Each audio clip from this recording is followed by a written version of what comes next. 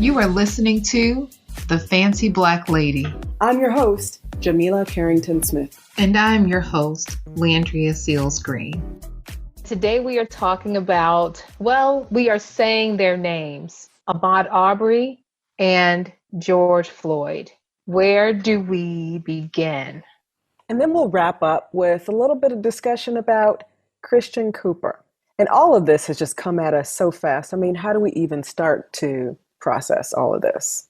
Well, I guess you just start because there's no easy in. It's an uncomfortable topic no matter what we do because there's no hiding from it. There's no hiding from it. And for me, it just makes me feel like all I can do is just invite you into my sadness, which that's not really what I intended this podcast to be, but this is what it is, right? This is what it is to be us. And you said it just a minute ago. It's not the car you drive. You're not insulated by any of the things, any of the trappings, or any of the achievements. Because No. At the end of the day, it's just you and your brown skin walking out on the street, subject to whatever. And that's the scariest part of all. Well, I mean, if we can just continue on, the scary part is not even walking into your street. Now they're ringing your doorbell and coming into your home. Yes. And right. So it's a space of crazy. Add sleeping while black to the list. It's like, really? Man. But dare I say that sadness cannot be a place where we reside because we've got a lot of living to do. We have people to raise. We have careers to achieve. We have groceries to buy. And it's not a space of stuffing anything down. It's just deciding. Well, it's true. But you make that decision and you live your life and you raise your children in the context of this constant assault of this information. And it's not like you don't want the information. This has been circulating in our news. It's been circulating in our communities for generations. It's just that we're in the age of everybody has access to video in their pocket. And so everybody else is becoming aware of it. But it doesn't make it any less hard. I mean, right. I can't watch a person die on camera. I can't. That it happened is enough. And knowing that it happened, not being able to escape the news of it is kind of crushing. So for me, it's not just about deciding to be, not to live in a place of sadness. It's like pushing back against the crush of it for me. Well, let me say this. In my own might, I am unable to defeat what it is before me. I just can't. And I have this art and this way of compartmentalizing different things that has worked for me. So previously we were planning and talking about this, and I had said, I just have no room for it. When the first Ahmaud story broke, and that was just awfully tragic. And there's a space within me. I said, I'd have no room. I have no room for that. And you challenged me, and I thought about it, do we make room? And what kind of room do I make for it? Because if I let it take over, then I just become this very sad person. And then it creeps out in so many different ways in how I parent, the thing that I put on my son. I don't want to be the woman that puts a sign in my yard that says, my kids live here, we're brown. I'm not that person. Did you see the person who did that? No. What are these I signs? thought, wow, this is what we're doing now. No disrespect to her, but I just don't want to be in that place. I don't want to drive up into my driveway and that's the sign that I put out and said, we are brown, we live here. Basically, we come in peace. And I'm not here for that. I am not here for that at all. I feel like my grandmother did the water fountains that were for Blacks only and for whites only. And I'm not going back into that place. And so if I am sad, I don't feel my power. I hear that and I love it. I do. But good for you, Landria, but for real. Go ahead. But really, I mean, we have to ask ourselves, so what's the reason why you didn't have room for Ahmaud? What's the reason why when Ahmaud happened, you already had a place to put it? And Yeah. the reason is that you were steeped in it from before you even remember the first name that made a difference for you. You were steeped in it. And so it's funny because you put this next to statistics like, well, Black people are more likely to have high blood pressure. Well, yeah. I mean, it's Absolutely. the atmosphere. The atmosphere is raising my blood pressure. Yes, absolutely. Stuff like this. And it's funny because for me, like, I can't put it away. I won't put it away. But at the same time, I can't let it consume me because it will. I can't let it take me to a place of fear because I don't like living a life of fear. But I definitely feel like it's knocking at the door and I am holding it back sometimes. Your point about parenting, though, is really interesting because I have these two boys and I just feel like I need them to be confident and I need them to, feel the fullness of themselves. And I need them to not start to pare that back before they even have a chance to, fully feel it. And it's so funny because when I think about it, I almost feel like it's worth the risk. It's worth the risk to let them feel as big as they ought to feel. When I think about parenting and a lot of the things that we Black parents do, there was a lot of talk over the last couple of years, with a lot of these extrajudicial violence against Black people and, law enforcement perpetuated violence against Black people. A lot of talk. It was news to white people that Black people have the talk, the work twice as hard, get half as far, all of that business, and how to conduct yourself with police officers. So there was news to them. So that means it was all over the news. And I just never wanted and have never had that particular conversation, the you have to work twice as hard to get half as far conversation, because I need my children to feel big. I need them to really feel themselves. And having the conversation in that way sets them up to expect that no matter what, they can never be. And I don't want them to feel that. So, but again, I feel like I'm risking something by letting them feel the fullness of themselves. But you have to let them feel the fullness of themselves, because if there are other places that will, stunt their growth, and you won't be one of them.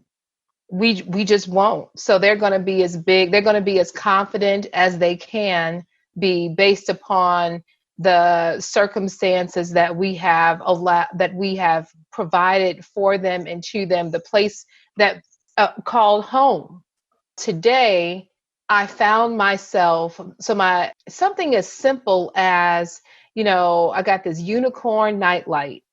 Yesterday was the first time using this unicorn nightlight for my daughter to help her stay in her bed. I wake up this morning, I go into the room, and the unicorn nightlight is out of the wall. And we have a rule of not taking things out of the wall, like things like that out of the wall. So my son has decided that the nightlight was still on during the daytime. He takes it out the wall, and there is a piece that is broken off of this unicorn nightlight. I became angry, not because it was broken, but because he did not follow the rule. Mm-hmm.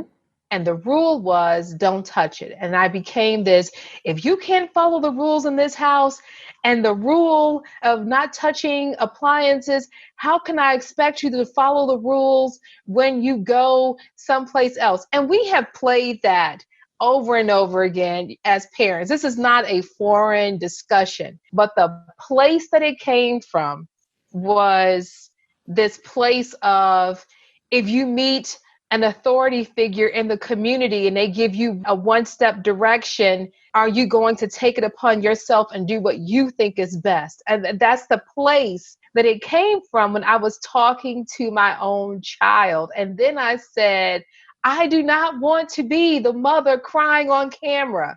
That's what I said. And I knew. You said that to them? I said that to my 7-year-old son. And I said, he had no idea what you were talking about. No idea what I was talking about. And I said, Landria, your compartmentalizing thing has not worked. Yeah. It is coming up. It is coming up. And you need to take a moment. And he's looking, he's perplexed and confused.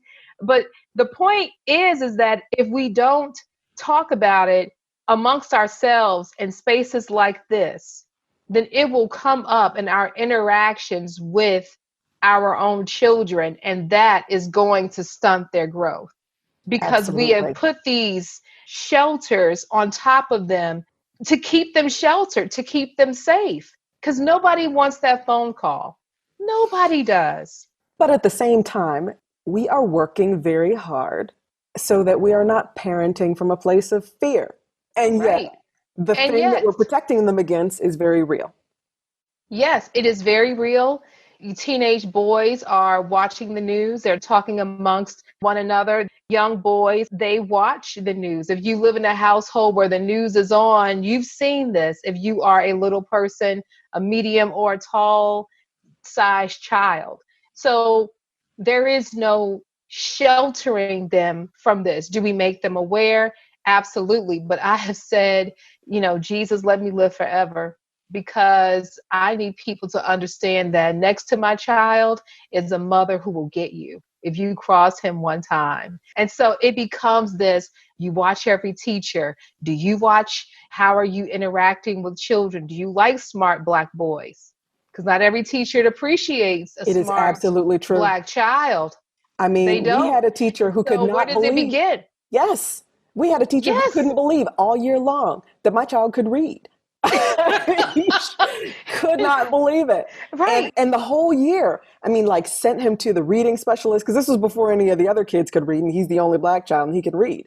And literally, even at the end of the year, she's just like, he has memorized so many words. I'm like, dude, I don't know how to tell you. He can read like I can read because he cracked the code. So, Right. It's that. It's like, so we ask ourselves, where did the neighbor come when it comes to a mod, the people in, like, where does that come? It is systemic. It's so systemic and it's so deep in the lives of people that when you see them, you're like, you have to prove your kid can read. You have your child to say, yes, I'm doing multiplication and division. I know I'm in first grade, but yes, this is what I'm doing. Not every teacher appreciates it. And I don't care what school it is, a private school, a public school, a charter school. There are people who teach children who do not believe in them. it's incredible. It's amazing. I It's mean, especially incredible. when you put it that way. These are professionals who have dedicated themselves to this space, and these little people, they don't mind the way they smell. And yet they walk in and they do not believe in the possibility that one child is developing differently from another, and that that development may take the form of, I can do pre-algebra, you know? Right. Yes. Yes. Yeah. And so then what do? You ask yourself, how do we end up with an Ahmad? Because there are people in this world who don't believe that you exist or you should have a place. It's like, okay, we always say, I want a seat at the table. But for some people, giving us a seat at the table means that we are quiet at the table and we need to be happy that we're at the table. So because they still can't believe that we exist, we're not filled with this, oh, thank you for letting me be at the table. Thank you so much. Many of us walk in like, well, yes, and you all are not as smart as I am here at this table. And not everybody appreciates that type of boldness and confidence. It's just systemic. There is protection, but what do you do, right? So even if you're an avid bird watcher and Right. you are on the board of the Audubon Society and you are doing your thing in Central Park during a pandemic, everybody's inside. For the most part, people are inside, which means the Yep. birds are just doing more of their thing. So I imagine it's a very exciting time for bird watchers. Even then, you cannot escape it when people choose to weaponize your Blackness against you. Yeah, she knew. First of all, how dare you tell me what to do? How dare you provide me information about a rule? Because the rules never apply to me because of the entitlement that I feel. And then you have this level of visceral, because, this woman is a liberal. She has donated to all of the liberal campaigns. Has she, though? Tell me more about her liberal background. Financially, she has donated to all of the liberal campaigns. Don't And mean a thing, because she was willing to bring down the weight of the machine on that man for asking her to as put a she leash was, on that dog. because look, a topic that you and I have agreed that we would never discuss. And I'm going to just say this one thing and then we'll step out of it. All right. She knows the power of her tears. Oh, yes. Yes. Oh, yes. Come on. She knows the power of her tears. We know the power of her tears. We have sat on boards and meetings with this type of behavior. We have been on the trail of those tears for hundreds of years. We have been on the trail of those tears. We have picked up the tears, finished the project so that it could be complete, and that we could still get the proposal, win the bid, and all of those things while she has had the tears. Yes. I'm just going to let that rest for a minute because just let that land. She used the power of her tears, but just let that land. Right. So, did she deserve all of that? You know, it's so interesting because I heard a lot of back and forth about whether she deserved to have lost her job. But here's the thing. She was like the head of investment for the insurance vertical at Franklin Templeton. And that's one of those jobs that requires that you not break the law. And she broke the law. Now, Franklin Templeton chose to put it in terms of we will not tolerate racism because that made them look really great. But the truth is, what she did was unlawful, not to mention highly immoral. And so someone who is running hundreds of millions of dollars, possibly billions, in investment funds is not the kind of person who should be calling up the police lying about things. Because you can't just fire somebody for what they did on Saturday unless you have that in their employment contract. She had this job. That was good so far. I think so. But she had this job. She's in a position where she has, tremendous responsibility for very large amounts of money. And yeah, often in those jobs, and I don't doubt it was in hers, was a morals clause. If you embarrass us, you will lose your job. And if it happens on a Saturday, it still counts. Yes, it does. Just like football players, the NBA and the NFL and the MLB, all those people. Yes, it does. To your point, if your name is really Karen, isn't that terrible? I know. I don't think it's fair to call these women Karen. I think it's fair to use their whole name all the time. Oh, I know, but it seems appropriate. It's unfair and appropriate all at the same time. It feels right, but it's not. So, I don't know. I apologize because I did, oh, Karen. Well, Amy Cooper is good enough for me because Amy Cooper did it. Amy Cooper. Do you have the middle initial? I feel like you might have the middle initial in your back pocket. I do not have this information. Do you have a middle name for Amy Cooper? I don't know. What is Amy Cooper's full name? I do not, but this is... We should investigate. I don't know. We should. But they took a dog too, girl. That's a cute dog. I'm looking for a new dog myself. I'm like, you got that dog from the Humane Society? It was a nice cute dog. So here's the other thing about the dog, because I think people were upset because it looked like she was being neglectful of or somehow abusive of her dog. I wonder if at some point she realized the dog was making these choking, desperate sounds and it just kind of sounded better on the phone call. I wonder about that. You said, let's add the theatrics into this. Let's make it a whole entire movie. It was a whole production. It was a production. I mean, she should go into acting after this. Should she, though? Should she? I'm just saying. Amy Cooper, an actor. Amy Cooper. How do you feel about that, people? Amy Cooper. I mean, she could be in Get Out Part 2. Oh my God, Get Out Part 2. Get Out Part 2. I mean, how do you get banned or almost banned from Central Park? That's the thing. When I read that, I said, oh, what did the article say? Outside is not even open yet, and you've gotten banned from outside. This was hilarious. So we are actually talking about this article on The Root by Damon Young, who posted this blog post about it. And the title of the blog post, which, I love, is Thoughts on Forgiving Amy Cooper, a.k.a. Darth Karen, who got fired, banned from Central Park, and lost her dog. And I thought, okay, since this blog called Very Smart Brothers is talking about forgiving Amy Cooper, well, that's kind of interesting. Let me open this. And the whole thing is just, it was so satisfying. I mean, it was, first off, it starts with like 20 lines of just LOL, right?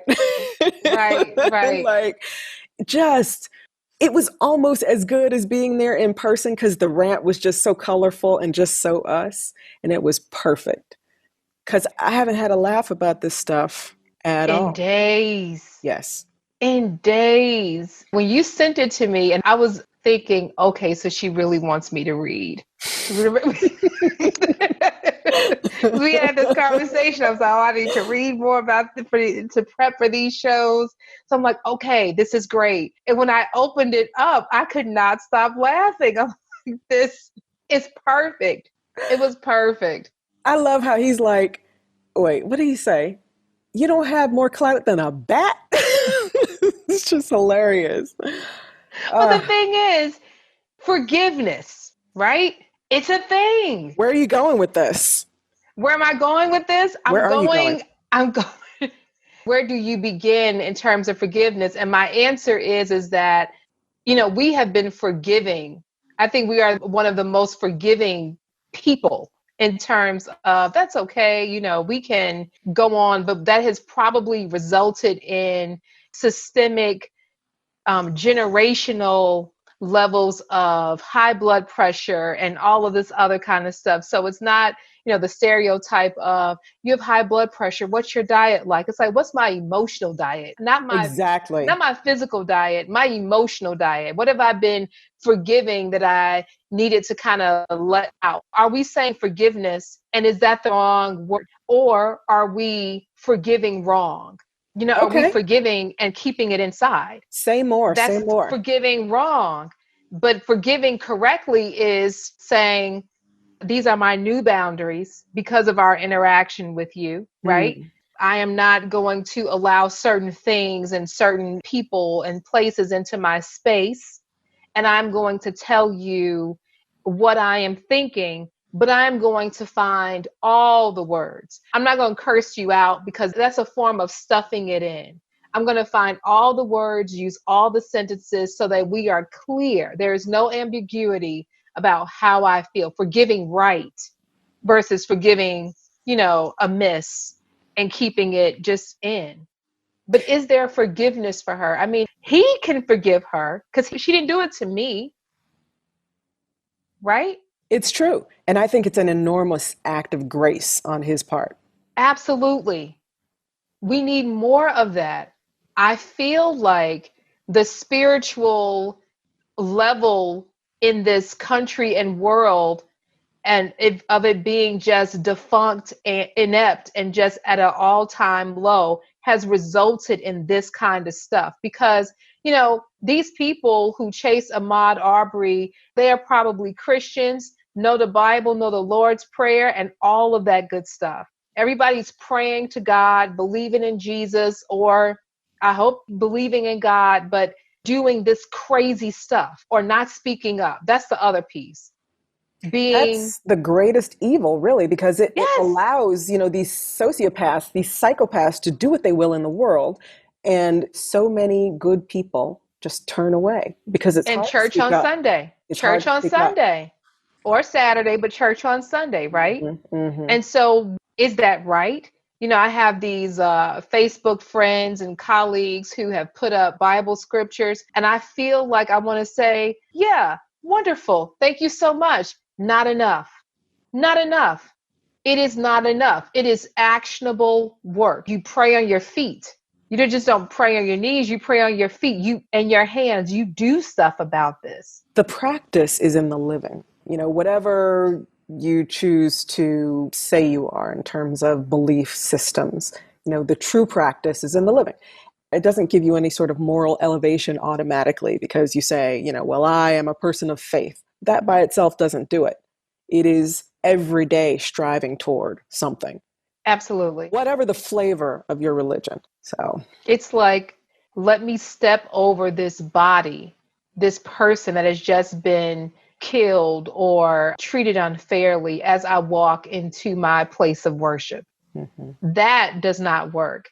We've forgiven so much, but not forgiving and telling people what we expect of them now, what's appropriate and what's not appropriate. We're just saying, I forgive you. Don't forgive and then still let people treat you or your neighbor a certain way. So I like this idea and this conversation around forgiveness because you're right, and taking it back to this topic, because these incidents just keep coming at us. Yes. Right? And, there is something for us to forgive. It didn't happen to me walking through Central Park, but this is happening to me. All of these things are happening to me in their own way. They are making their way into my home. They are disrupting my peace. The forgiveness is not the way it might look for an individual, but how does it look when I am forgiving?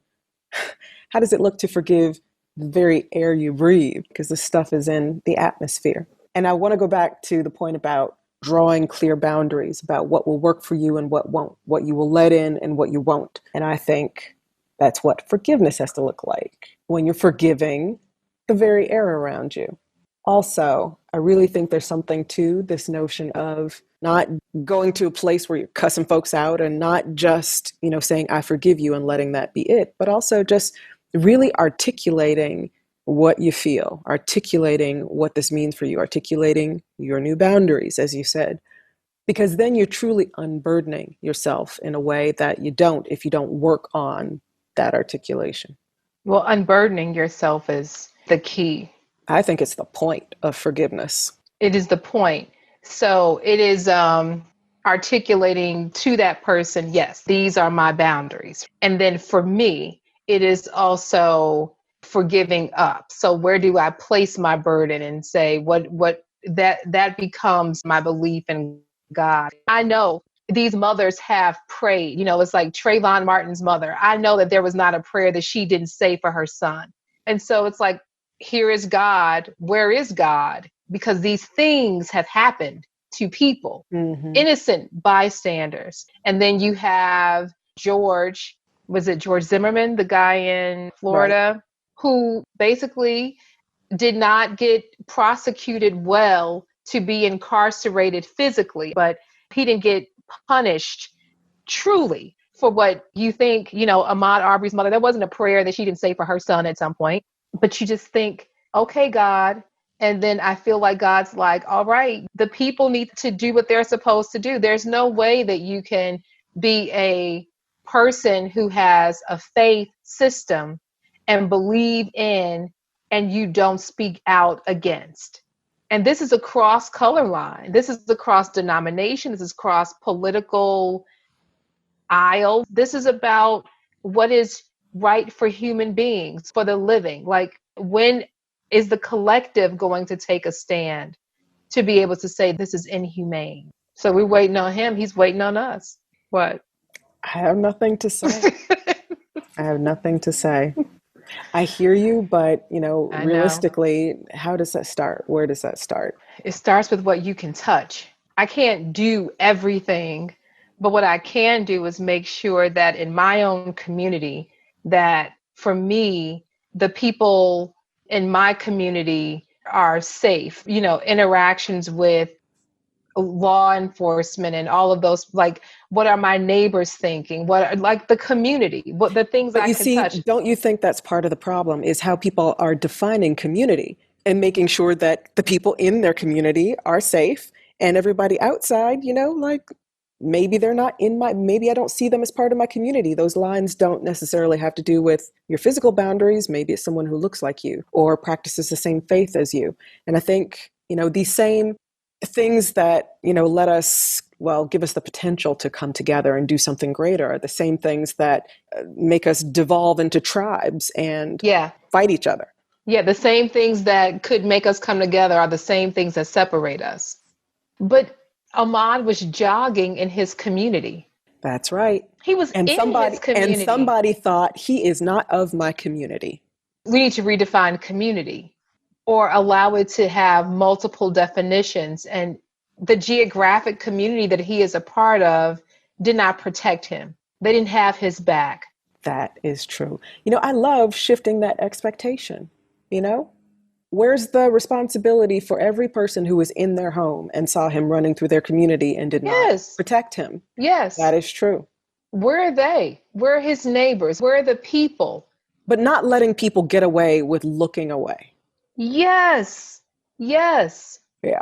Everybody, we feel so at times we just feel so powerless. I will tell you, and you know this from personal, when that whole thing happened in the preschool, of when my son was in preschool and we had that incident, Mm-hmm. I fully expected for that community of parents who were aware of what had happened to my child to stand up with me. But in that moment, In you that were moment, not of their community. I was not of their community. They did Mhm. not. And we're talking about brown mothers. We're talking about white mothers. We're talking about people we have had play dates together. I was in that room by myself. I was holding the feet of the organization who thought that when something happened to a 4-year-old brown boy, he should be more resilient. And I was holding their feet to the fire by myself. There was While no everyone one. else looked away. While everybody else looked away and still had their kids in that classroom, I called people and said, this is what's going on. This is what happened. And that kid did it again. He did it to somebody else. And so you were in the room. I always say this, protesting is wonderful. Putting things and sharing different things on Facebook and social media is great if that's what suits you. But if you want to make some changes, you better know how to speak the language of the people who are making rules and policies. Because when we were in that room changing rules and policies so that other people's children could benefit, 10% of me was satisfied. 90% of me was still angry. I was angry months after that happened. And I was angry at the parents who did not stand up with me. I was. It's a lonely place to be. And so when we ask ourselves, you know, your question, to your point, who is your community? I was a community of one, making sure that community was okay. Because I took my kid out. But you were my community. My family was my community who supported me. But the people who were experiencing or could experience that same level of emotional and physical assault for their own children decided that the cost was too great for their life. You need childcare, so you still have to bring your kids somewhere. They need to Wow. work. It But was you know what? still, That's enough. You're right. You were not of their community. If you're no, talking about parents who decided that, what was happening just wasn't worth it because they might have trouble with daycare and whatever harm yeah, is happening to their child is, maybe we'll just overlook it, then no, you are not of that community. no. End of story. End of story. I mean, I held a grudge against one particular family for a minute. I mean, I'll probably say maybe he is now 7. We're talking about I forgive you Yeah. and Yeah. what I stuffed down for 2.5 years. And I just decided that her kind gesture to my family was something that I could embrace and forgive for what I thought she should have been in terms of supporting us and me in that community during that time. Sometimes you need a little time. Sometimes it takes a minute. But Sometimes it takes a minute. I love and I live by that. And I say I live by it, and now I can't remember who said it. The quote is, forgive not because they deserve forgiveness, but because you deserve peace. Yes. Yeah, that's true. I should have did it faster, but I was so enraged. Yeah. I was so enraged, which has landed me into this place of I can't take that on. I'm going to compartmentalize it because it brings all of that up again for me. Like young brown boys and even brown girls, you want to rob them of childhood. You want to rob them of all of these things before they can grow up to put on and size up their own greatness. And I'm not having it. I will fight you tooth and nail before you ever decide to take that away from my children or children that I can touch. And to clarify for all of the people who won't know exactly what you're talking about, what I will add to this was Landria fighting an entire system, a very, very large and well-funded and well-known system in order to advocate for her child and protect him. And by way of doing so, protect the children of these other people who just decided that it was too hard and that maybe their kid could just get over it and forget it, or I don't know what they thought. Yeah. Thank you. Thank you. It's an interesting thing, but I was ready for a fight because you just don't mess with my kids. It's so funny because there was something happening with my kids, and somebody said, "Oh, well, you're a real mama bear." I'm like, "Bear? Fuck a bear. I am the dragon." Right. You better hope for a bear, but You know? no. Shoot, I will burn this joint down. I will. Yes, people do not understand. People do not understand. They're like, you strategize in such a way and you're taking this so well. It's like, no, you better be very afraid of what comes out of this after I finish deciding what Yes. my next steps are. Yes. You better run. Yeah. You better run. And this is what I keep saying I say this to my children. If I don't make it, there's a whole tribe of other women who stand behind me, who will stand in my place and make sure this gets done. Okay, but let's go back to the topic though. But all of this Yes. overwhelming force with which you will protect and advocate sounds like a soft word because you and I know what we're talking about. We know what that looks like. Yeah. But the force with which you do that is fed by the Ahmaud Arbery's, all of these horrible things that happen to all of and the older I get, the more I look at every single one of these faces. And there was a point in my life where we went through something very, very difficult, and coming out of that very difficult period, I started to see everybody as somebody's baby. And I could see it. It was like this magical power where, I could look at everyone's face and I could see that someone loves you as much as I love these children. And that there's just such power in that. And I look at the faces of these people who have been murdered, and I just think, this is someone's baby. And of course, they are fathers, they are brothers, they are mothers, they are aunts, they are uncles, they're friends, they're all of these things, but they are someone's baby. And there is such power in that. They are loved deeply by many, many people, but they are loved cosmically, right? By someone. And no one has the right to take that away. And what has happened in this world, in this country, is that we have dehumanized the pain. We have decided that all pain is not equal. Absolutely. And that's not okay. I mean, we fetishized Black pain, to be honest with you. I think there's a part of me, that's part of why I can't watch the videos, because this is someone's light that's being extinguished before our eyes. And I understand that in some sense, for some people, it's just becoming real to them. It's real when they can see the video, but it's gross. It's gross. It's fetishistic. It's disgusting. See, I have watched portions of the video. I watched portions of the video of Ahmaud. I watched portions of the video for George Floyd. And I don't watch it to see the light slip away of the person who is being assaulted. I am amazed by the fact that the person who is doing the assault has no light. It is amazing to me to watch a person who is void of emotion and void of human connection operate in such a way and still walk and still talk and still engage, but you can tell that the light is gone from them. Wow. To be able to do that. And I am always amazed when people behave in that way, and I think, where and when did you lose your light? And how many people around you know you've lost it? It's like, the Matrix, and then, the things are after Neo, and they are all void of light, and they multiply, and they're in the same community. And it's like, that's your community. All of you all are without light.